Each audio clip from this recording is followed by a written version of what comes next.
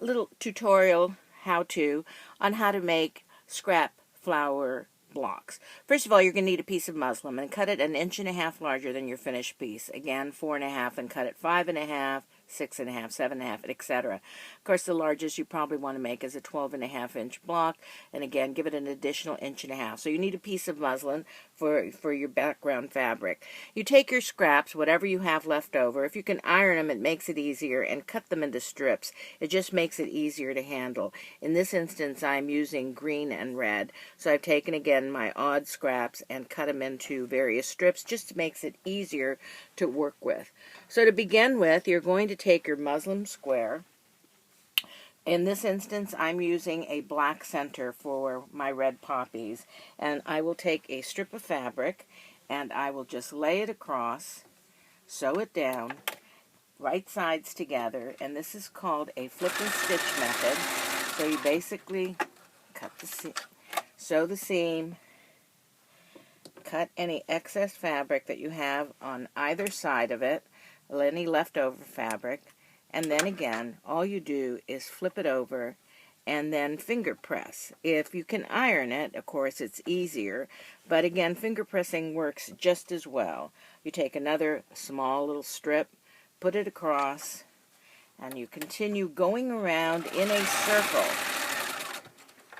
Again, you should cut your threads every time. It'll make for a neater project. And again, you flip it over and then cut off any of the background fabric so you will not have leftover fabric in the back, so you don't have too much bulk. Again, finger press it and then place your next strip on the next side, and then again, it'll be a flip and stitch process. So as you go along, you are making a circle. You're sewing it all along, all around, little scraps, and then just continue to place those various strips all the way around. Again, stitching them, flipping them over, cutting out the excess fabric in the back, cutting your strip down so you don't have as much bulk fabric, and then pulling out the next strip and getting ready to go until you're going to make a circle all the way around in order to make it look as though it looks like a flower.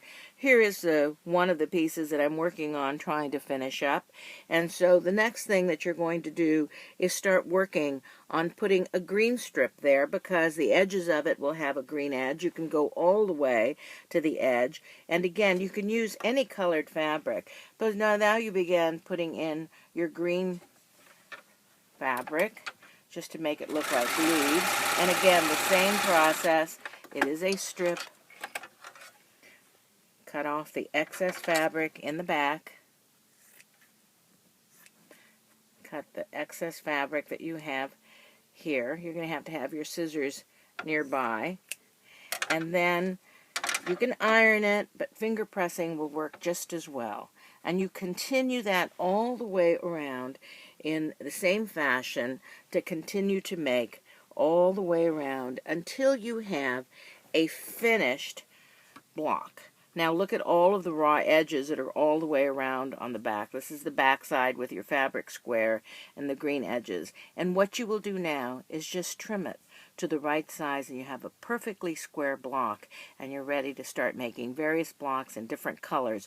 You can also use, of course, multicolored fabric in here, make this all a black or a white, and it makes for a very interesting quilt. Have fun.